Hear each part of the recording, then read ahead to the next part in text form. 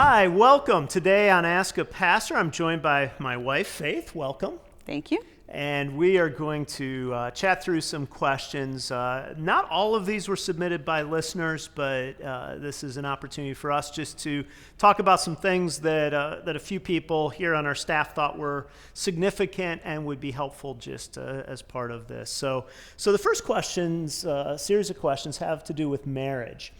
And the first one is this: what would you tell your younger self, in other words, yourself when you were just getting married, about marriage that would make a huge difference in your marriage?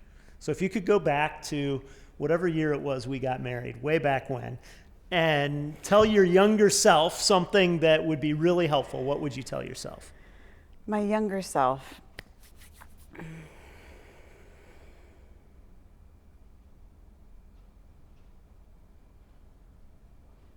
Can I ask you that first? You have to go way back to think this through. That's funny.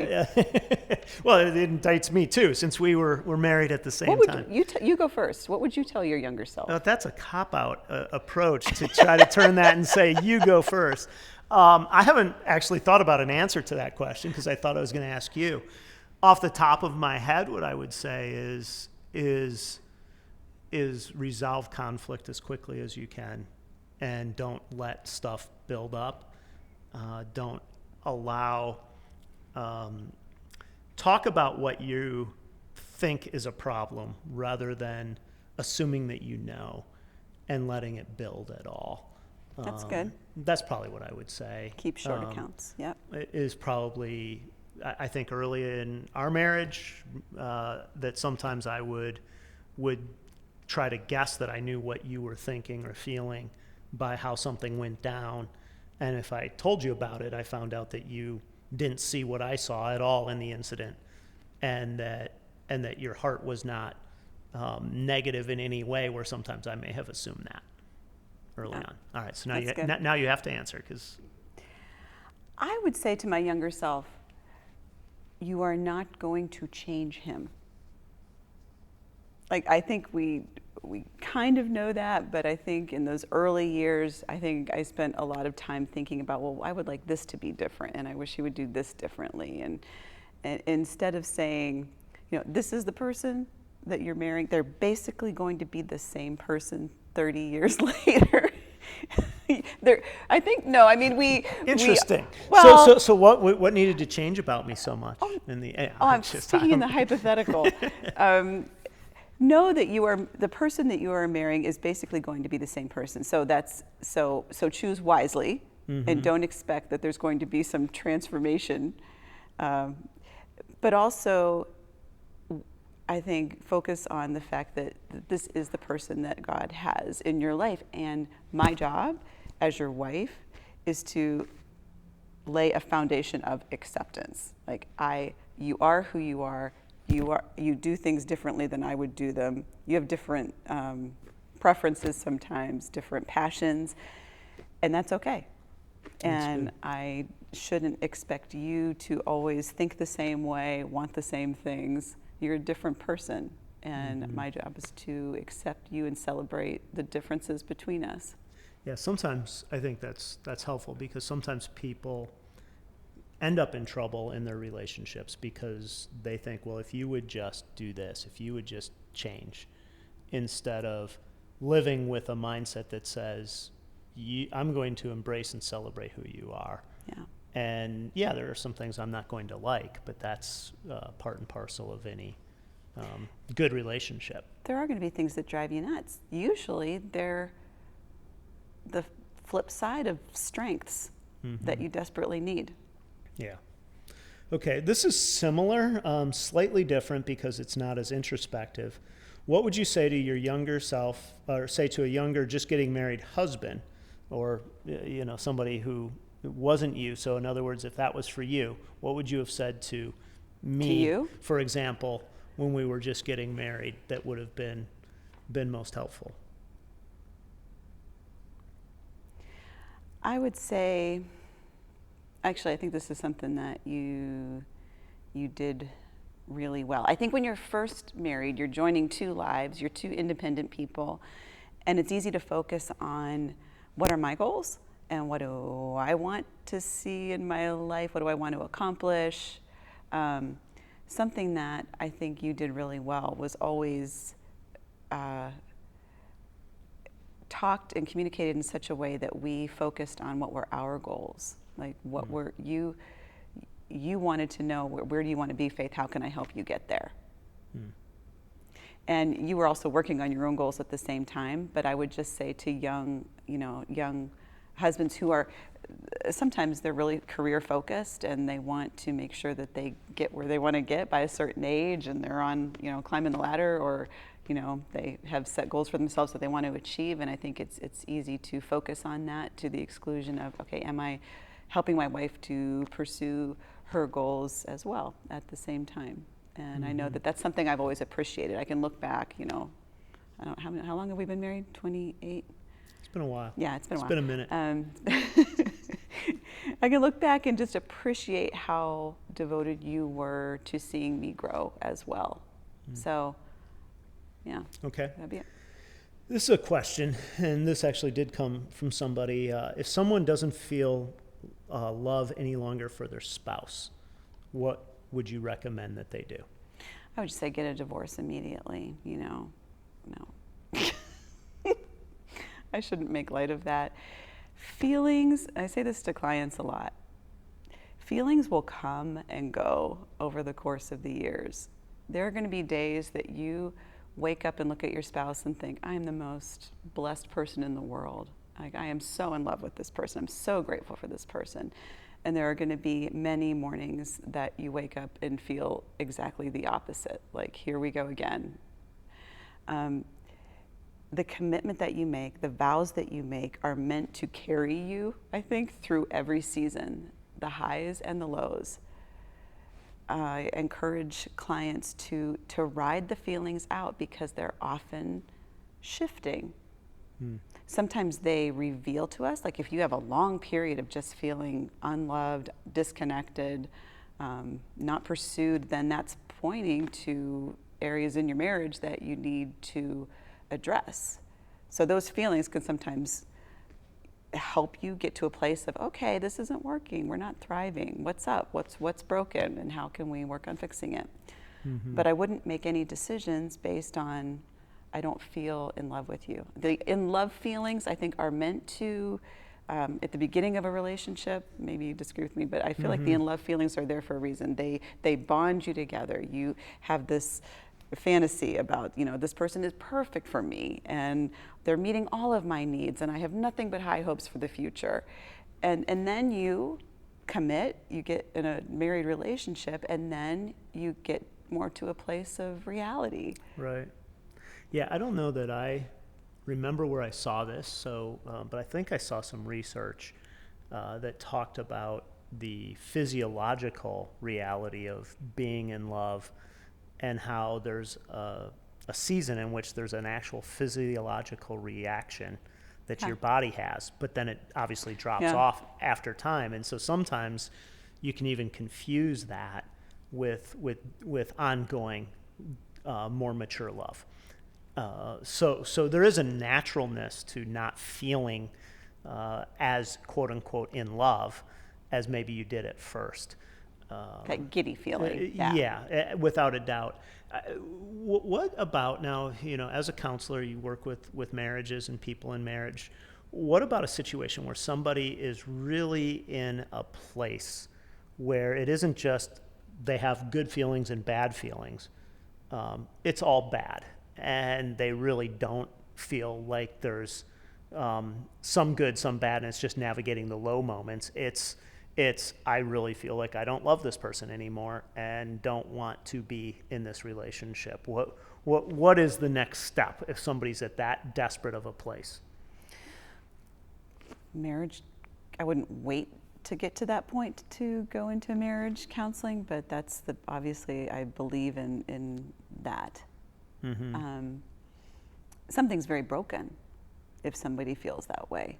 If there's just no love, no feelings of affection, I imagine that if somebody feels that way, they're not getting a lot in return, or there's been some something that's happened in the relationship that has been just a severe disappointment or a betrayal or a disconnection that's so ongoing that those good feelings have, dissipated. I mean, I don't know if I can make a big general statement other than that I don't think that feeling unloved for a long time necessarily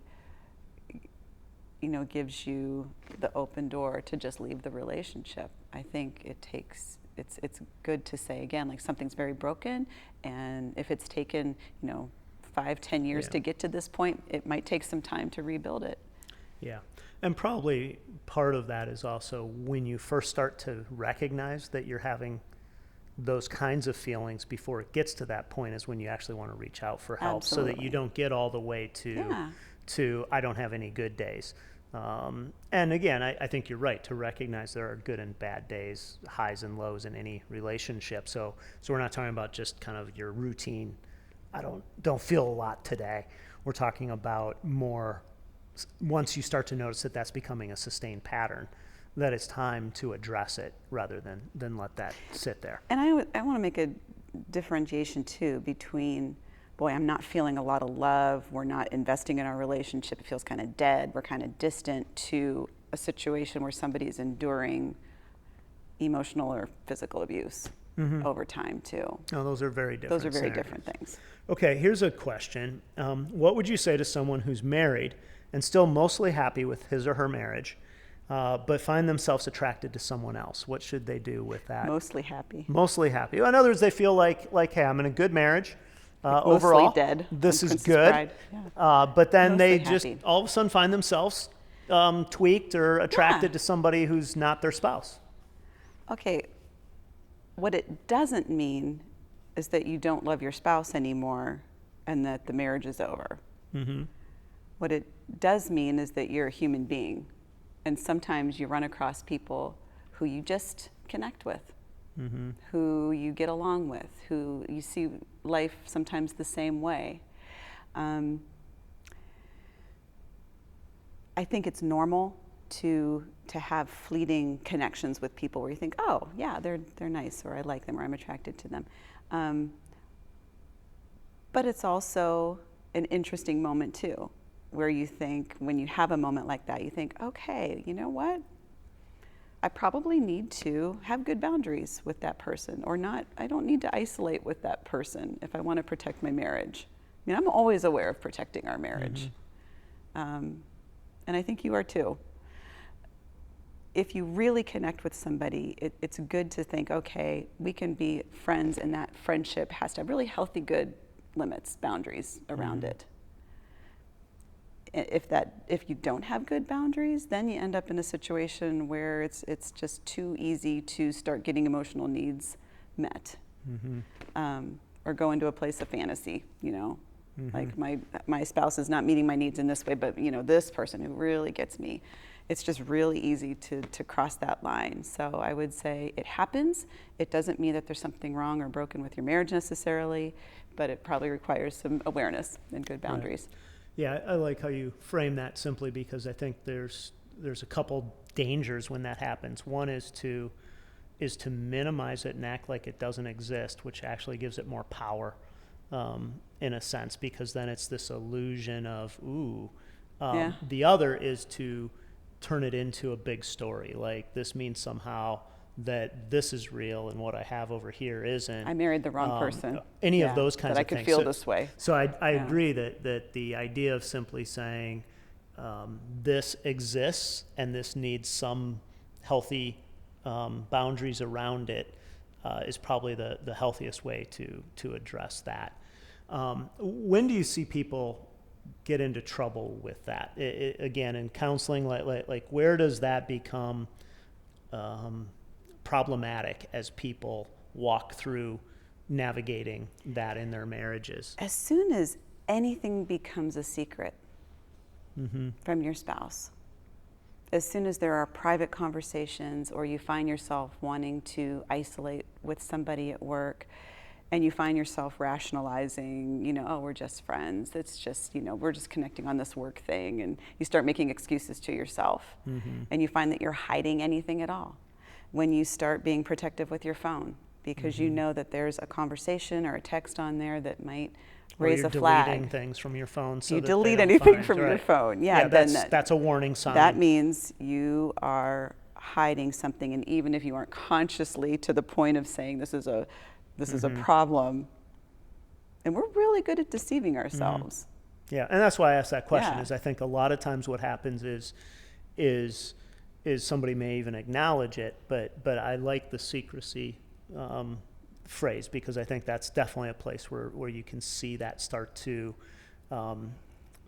anytime that you can't be fully disclosing, then that means that there's something that you know intuitively is not healthy, even if it hasn't crossed any true lines of impropriety. But there's something there that you're saying, ooh, I don't want this to be seen.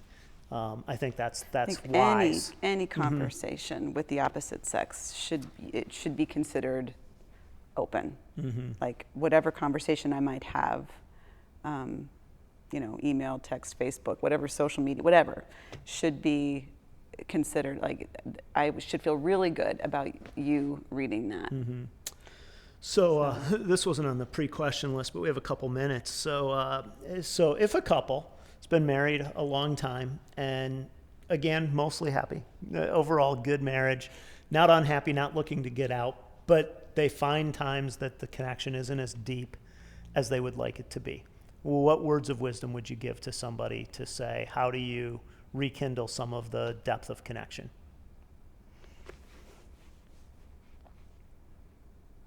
Well, what have we done over the years? We'll try to invest in our marriage, spend time together, get away together, not be dominated by the kids. Yep. All that. We used to be really good about date nights. Now that our kids are almost gone. We have lots of date nights now. Well, yeah, on Wednesdays. And but we do. It's getting easier to spend time together in the evenings. But something that we've always done is prioritizing nights away. Those took a lot of work, especially when the kids were younger, but they always managed to reconnect us and remind us that we actually do like each other. That was a regular practice. It takes work. I think every couple realizes at some point that the easiest thing to do is nothing. The easiest thing is to go into your own world, take care of your own stuff, zone out on Netflix, pay bills, talk about the kids, go to bed early. That's where we naturally go because it takes the least amount of energy. To change a natural course takes effort, sustained effort. It takes some risk to say, I want to plan something, think of something, do something for the other person, and risk rejection or risk a response. It takes time. Yeah. So. Yeah. And I would say one of the best things is just intention. If you find that the cycle that we get in is, and I don't mean you and me necessarily, although we've certainly lived this too, is, well, she can do something or he can do something, and I'll just live and do what I need to do. And the best thing to do is to start initiating again, is to say, okay, how do I move forward and initiate something that will bring joy to my spouse and to us together.